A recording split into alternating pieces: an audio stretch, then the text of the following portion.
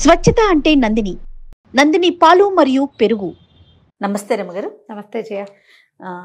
రమగారు, పిల్లలు భయపడుతున్నా, దెయ్యాల సినిమాలు చూస్తున్నా, లేదంటే ఏదైనా ట్రావెల్ చేస్తున్నా వెంటనే జై హనుమాన్ అనుకోమంటాం.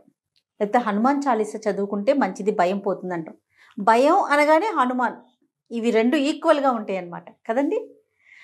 హనుమాన్ చాలీసా అసలు ఎట్లా చదవాలి రమ్మగారు? రోజుకి ఇన్నిసార్లు చదవాలని కానీ, ఎట్లా చదవాలని కానీ అలాంటి నియమాలు ఏమైనా ఉన్నాయా? తర్వాత గ్రాంధికం కూడా కాదు కదండి, దాన్ని చదువుకోవటం అంటే బాగా నేర్చుకోవాలి నాకు తెలిసి. వన్స్ నోటుకు వచ్చేసిందంటే మనం అలా రెగ్యులర్గా వెళ్ళిపోతుంటుంది. దాని యొక్క విశిష్టత ఏంటి? మీరు కొంచెం పదునుగా చెప్పండి. ఆంజనేయ స్వామిని తలుచుకుంటే భయం పోతుంది, శక్తి వస్తుంది. అదొకటే కాకుండా చాలా వస్తాయి జయ. ఆంజనేయ స్వామిని తలుచుకుంటే ఏమొస్తుందో చెప్పడానికి ఒక ప్రత్యేకమైన శ్లోకం. బుద్ధిర్బలం యశోధైర్యం నిర్భయత్వం అరోగత అజాడ్యం వాక్పటుత్వం చ హనుమత్ స్మరణాత్ భవేత్ అని చెప్తారు. బుద్ధి బలం రెండును, యశోధైర్యం యశస్సు ధైర్యము, కీర్తి ధైర్యం, నిర్భయత్వం అరోగత భయం లేకపోవటము, జబ్బులు తగ్గిపోవటం, ఆరోగ్యత, అరోగత రోగం లేకపోవటం, అజాడ్యం వాక్పటుత్వంచ. అజాడ్యం అంటే జడతో మందంగా బద్ధకంగా జడుగా ఉండటం. ఇందులో ఈ జడత్వంలో వ్యక్తులు బద్ధకంగా ఉండటమే కాదు, మందమతిగా ఉంటారు చూడు కొంతమంది పిల్లలు.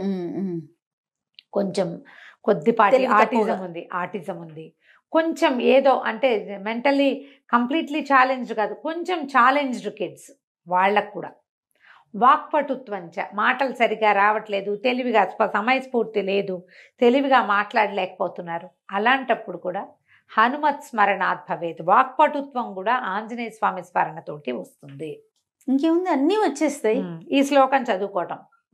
చెప్పారు కదా, బుద్ధిర్బలం యశోధైర్యం నిర్భయత్వం అరోగత అజాడ్యం వాక్పటుత్వంచ హనుమత్ స్మరణాత్ భవేత్. ఇందులో అర్థం కాని విషయం ఉందా? నీకు అర్థమైంది నేను చెప్పకండి. అవునవును కదా, క్లియర్గా ఉంది. ఇప్పుడు ఆంజనేయ స్వామిని తలుచుకుంటే భయం పోతుంది, ఒకటే కాదు కదా, బుద్ధి బలము యశస్సు ధైర్యము కీర్తి సమస్తం వస్తాయి, జబ్బులు తగ్గిపోతాయి, వాక్పటుత్వం వస్తుంది. రామాయణంలో ఆంజనేయ స్వామి మనకి ఎంటర్ అయింది ఎప్పటి నుంచి? కిష్కింధకాండలో కనపడతారు. ముందు రామాయణంలో ఎక్కడా ఉండదు, బాలకాండలో లేదు. ప్రస్తావన ఉంది. బాలకాండలో బ్రహ్మదేవుడు దేవతలందరికీ చెప్పారు, సెలవిచ్చారు, భగవంతుడు సంపూర్ణ మానవావతారుడుగా జన్మించబోతున్నాడు, అతను చేయబోయే మహత్కార్యాలకి మనమందరం కూడా మనం ఎంతో కొంత సహాయం చేద్దాం అని చెప్పి, మనము అందరం మీరందరూ కూడా దేవతలందరూ మీరంతా కలిసి మీ శక్తులతోటి వానరులకి జన్మనివ్వండి, అప్సరసల యందు గంధర్వాంగనల యందు వానరులకి జన్మనివ్వండి అని చెప్పారు. కాదు రమ్మగారు, వాళ్ళు అసలు పిల్లల్ని కనలేరు, దేవతలకి పిల్లలు పుట్టరు కదా. అంటే భార్యల వల్ల సంతానం లేదు వాళ్ళకి. ఇప్పుడు భార్యల వల్ల సంతానం కదా, ఇది అప్సరోగణానికి తర్వాత గంధర్వ స్త్రీల ఎందుకు అన్నారు ఈ పిల్లల్ని. ఒక్కొక్కళ్ళు ఒక్కొక్క చోట వాళ్ళ అంశాలు. ఇది డైరెక్ట్ గా సంతానం అని చెప్పడానికి వీల్లాగా కాదు, బయలాజికల్ కిడ్స్ గా చెప్పడానికి వీల్లేదు, వాళ్ళ అంశస్వరూపాలు. ఇప్పుడు వాయుసుతుడు ఆంజనేయుడు, ఈయన బయలాజికల్ గా వాయువు కుమారుడు కాదు, ఈయన కేసరి నందనుడు. కేసరి భార్య అయిన అంజనాదేవికి వాయుదేవుని వరప్రసాదం వల్ల పుట్టినవాడు, అంతేగాని బయలాజికల్ గా వాయుదేవుడికి అంజనాదేవికి పుట్టినవాడని చెప్పబడదు, అలా జరగల. ఈ దేవతలందరూ మీరు సంతానాన్ని కనండి అని చెప్పినప్పుడు ఆంజనేయ స్వామి మాట వచ్చింది బాలకాండలో. ఒక్క వర్డ్, ఒకటే వర్డ్, వాయువు అంజనాదేవి యందు ఆంజనేయునికి జన్మనిస్తాడు అని చెప్తారు, ఒక్కటే ఆంజనేయుడుగా, అంతే. అక్కడి నుంచి అయోధ్యకాండ ఉంది, అరణ్యకాండ ఉంది, ఎక్కడా లేరు. పూర్తిగా సీతాపహరణం జరిగిన తర్వాత రామలక్ష్మణులు ఇద్దరు సీతా అన్వేషణలో భాగంగా ఈ కిష్కింధ నగరం వైపుకి వచ్చారు. ఋషిముఖ పర్వతం దగ్గరికి వచ్చాకే మనకు ఆంజనేయ స్వామి ఎంటర్ అవుతాడు. ఆ హనుమంతుడు అప్పుడు ఎంటర్ అయిన వీళ్ళకి చిన్నతనం నుంచి స్నేహము, చిన్నప్పుడే కలిసింది ఏమీ లేదు. ఈయనకి 36-37 సంవత్సరాలు వచ్చినాయి రాముల వారికి. మరి ఆయనతో పాటే పుడితే వాళ్ళందరికీ కూడా అదే వయసు ఉండాలి కదా, ఆయనతో పాటు ముందో వెనకగానో పుట్టారు. అప్పుడు పరిచయం, అక్కడి నుంచి వారిద్దరికి స్నేహము, ఆపేక్ష, భక్తి, దాస్యము అలాంటివి వచ్చినాయి. అప్పుడు మొదలైనాయి. అయితే ఇప్పుడు ఈ సమయంలో ఎంటర్ అయిన ఆంజనేయ స్వామి భగవంతుడైన శ్రీరాముడికి, పరిపూర్ణ మానవావతారుడుగా ఉన్నటువంటి భగవంతుడికి అత్యంత ఆనందాన్ని కలిగించాడు.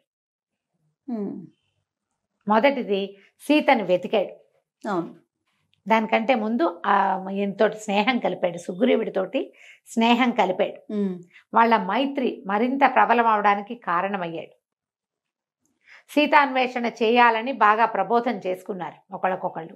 అక్కడి నుంచి సీతాన్ని అన్వేషించడానికి తలా ఒక గుంపు, తలా ఒక పక్కకి వెళ్తే వీళ్ళు ఈ ఋష్యమూక నుంచి, కిష్కింధ నుంచి దిగువకి ప్రయాణించి సముద్ర తీరాన్ని చేరారు. దక్షిణ సముద్రం వైపుకు ప్రయాణం చేశారు. అక్కడ చాలా రకాలుగా తెలుసుకుని ఆయనకి అపరిమితమైన బల సంపన్నుడైనప్పటికీ శక్తి తెలియకుండా తెలివిగలవాడుగానే ఉన్నాడు, కానీ బలశాలిగా అప్పటిదాకా ప్రదర్శన లేదు ఆంజనేయ స్వామి పట్ల. ఈయన అత్యంత బలశాలి అని, ఈయనకి ఇలాంటి శక్తి ఉందని, ఏదైనా చేయగలడని అప్పుడే చెప్పబడింది. కిష్కింధకాండ చివరి భాగంలో, సుందరకాండ మొదటి భాగంలో. అప్పుడు ఈయన ఏం చేశాడు, తన శరీరాన్ని పెంచి సముద్ర లంఘనం చేశాడు. సీతని ఎక్కడుందో సీతాదేవిని చూసొచ్చాడు. సీత కోసం ప్రయత్నం చేస్తూ రావణాసురుడి కంటపడ్డాడు, లంకాదహనం చేశాడు. మేము యుద్ధానికి వస్తున్నామని చెప్పొచ్చాడు. చూసిరమ్మంటే కాల్చొచ్చాడు. వెనక్కి వచ్చి సీతని చూశానని, ఇదిగో ఉంగరం అని చేతిలో పెట్టాడు. ఉంగరం ఆవిడకి ఇచ్చి, ఆవిడ తాలూకు చూడామణిని తీసుకొచ్చి రాముల వారికి ఇచ్చి అత్యంత సంతోషాన్ని కలగజేశాడు. ఆ వస్తువు చూడంగానే ఆయనకి సీతాదేవిని చూసినంత సంతోషం కలిగింది. ఇప్పుడు మనం ఆంజనేయ స్వామిని కనుక ప్రార్థిస్తే మనం ఎవరికి సన్నిహితంగా ఉన్నట్టు? రాముల వారికి. అక్షరాల. తర్వాత యుద్ధానికి బయలుదేరారు. యుద్ధంలో కూడా ఆయన చెయ్యగలిగినంత సాయం చేశాడు ఆంజనేయ స్వామి. అపరిమితమైన ప్రీతితోటి ఈయన్ని కొలిచాడు. చిరంజీవిగా వరం పొందాడు. ఆయనకు అంతకుముందు ఉంది, రాముల వారి వల్ల కూడా వచ్చింది. ఎక్కడ రామనామ సంకీర్తనం ఉంటే అక్కడ ఆంజనేయ స్వామి ఉంటాడని చెప్తారు. ఎత్ర ఎత్ర రఘునాథ కీర్తనం తత్ర తత్ర కృతమస్తకాంజలిం బాష్పవారి పరిపూర్ణలోచనం మారుతిం నమత రాక్షసాంతకం. ఎక్కడ రామనామ స్మరణ ఉంటే అక్కడ ఆంజనేయ స్వామి ఉంటాడు. ఈ కథనాల వీటి వల్ల మనం ఆంజనేయ స్వామిని తలుచుకుంటే భగవంతుని సామీప్యాన్ని పొందినట్టు మనం ఆటోమేటిక్గా వస్తుంది. అందుకని పిల్లలకి హనుమాన్ చాలీసా నేర్పిద్దాము. ఆంజనేయ స్వామికి సంబంధించిన చాలా శ్లోకాలు ఉన్నాయి. 12 నామావళి, ఆంజనేయ స్వామి తాలూకు 12 నామావళి, 12 నామాలు ఉన్నది, చిన్నది, అది చెప్పచ్చు. అక్కడి నుంచి హనుమాన్ చాలీసా పెద్ద చాలీసా అనగానే 40 కదా. అయితే ఈ 40 శ్లోకాలు, దోహాలు అంటే చిన్న వాటి కదా, 4 లైన్లే. అవి కూడా సరిగా రాస్తే 2 లైన్లే వస్తాయి. తెలుగులోనూ చెప్పుకోవచ్చు. సంస్కృతం అంటే ఒరిజినల్ భాషలో తులసీదాస్ గారు రచించినటువంటి అవధి భాషలో ఉన్న హనుమాన్ చాలీసా అంటే డైరెక్ట్గా ఋషి ప్రోక్తం, ఋషి ఏం చెప్పారో అది. ఇప్పుడు వాల్మీకి మహాముని చెప్పిన రామాయణాన్ని ఋషి ఆయన తన కంటితో చూసి దాన్నంతా మనకు అందించారు. ఇప్పుడు ఆ వాక్యాలే మనం చదివితే అద్భుతమైన ప్రయోజనం లభిస్తుంది. అలాగే తర్వాత మన యుగంలో తులసీదాస్ గారు కూడా వాల్మీకి మహామునికి దగ్గర నుంచోగలిగిన స్థాయి కలిగిన ఋషితుల్యులు. ఆయన చెప్పినటువంటి హనుమాన్ చాలీసాని మనం అదే భాషలో చేస్తే చాలా మంచిది. ఆ భాష చెప్పలేకపోతాం, తప్పులు వస్తాయని చూస్తే తెలుగు భాషలో మనకి అవకాశం ఉంది, అది కూడా చెప్పుకోవచ్చు. హనుమాన్ చాలీసా సింపుల్గా వస్తుంది పిల్లలకి. ఏదైనా ట్యూన్లో నేర్పించుకోవటమే. 2 పద్యాలు చొప్పున, దోహాలు చొప్పున చెప్పినా కూడా వచ్చేస్తాయి. అవును, రోజు చెప్తుంటే చక్కగా వస్తుంది. సాయంకాలం పూట పిల్లలకి చెప్పండి. పిల్లల్ని ఇదేంటంటే ఇదేదో చదివితే అదేదో వస్తుందని కాదు.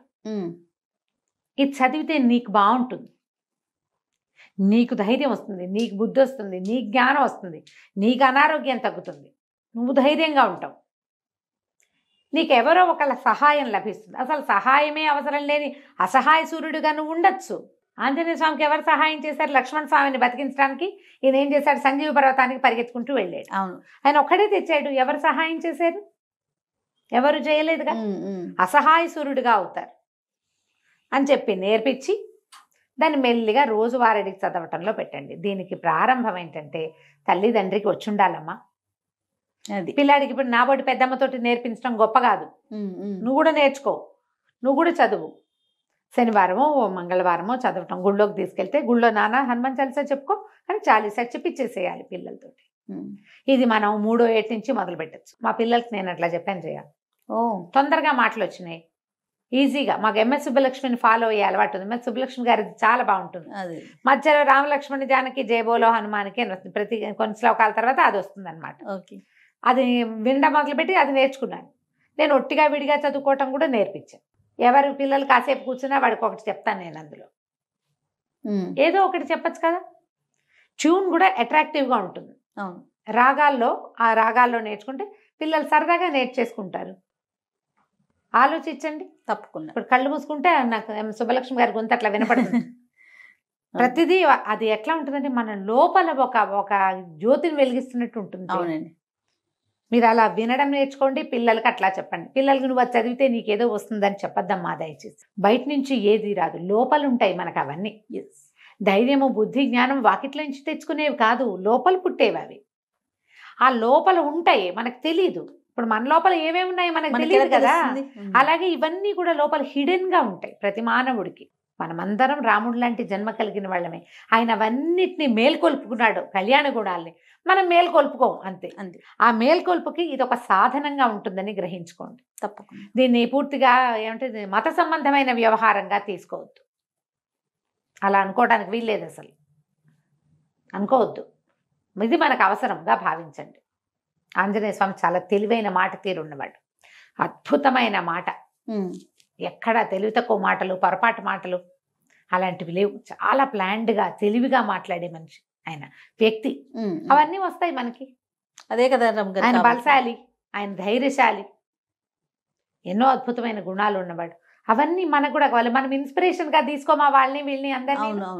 ఆంజనేయ స్వామి మన ఇన్స్పిరేషన్. బాగుంది. ఇలా ఇన్స్పైర్ అయ్యి కనుక మనం ఇన్స్పైర్ అయ్యి పిల్లలు కనుక నేర్పిస్తే చక్కగా ఉంటుంది, చాలా బాగుంటుంది. ట్రై చేసి చూడండి. ఇది కష్టం అని మాత్రం అనుకోవద్దు. ఏదైనా ఒక మంచి పుస్తకం కొనుక్కోండి, ఏదైనా ట్యూన్ వినండి, దాంతోపాటు వెళ్ళండి. ఎంఎస్ సుబ్బలక్ష్మి గారిది నేను ఎప్పుడూ సమర్థిస్తాను, చాలా బాగుంటుంది. అది ఆన్ చేస్తే దాంతోపాటు 4-5 సార్లు వింటుంటే మనకే వచ్చేస్తుంది. అవునండి. మేము ఎప్పుడో చిన్నతనంలో నేర్చుకున్నదే చేయ, ఆవిడ వినే నేర్చుకున్నాం. తర్వాత ఇంకా అలవాటు అయిపోయింది. విడిగా కూడా చదువుకోవచ్చు, అదే కాక నోటికి వచ్చేస్తుంది కదా. ఎప్పుడు హనుమాన్ చాలీసా చదివినా తప్పకుండా రామనామ పారాయణం అలవాటు చేసుకోండి. శ్రీరామ జయ రామ జయ జయ రామ జయ శ్రీరామ అని 10 సార్లు చెప్పుకోవటం. ఎందుకంటే ఆంజనేయ స్వామిని పిలిచాం, అక్కడ రామనామం చదివితే ఆయన సంతోషిస్తాడు, ఆయనకి ఇష్టం. అందుకని తప్పకుండా రామనామాలు కూడా చెప్పుకోవటం మీరు నేర్చుకుని పిల్లలకు కూడా నేర్పించుకోండి. తప్పకుండా అండి. నమస్తే. నమస్తే.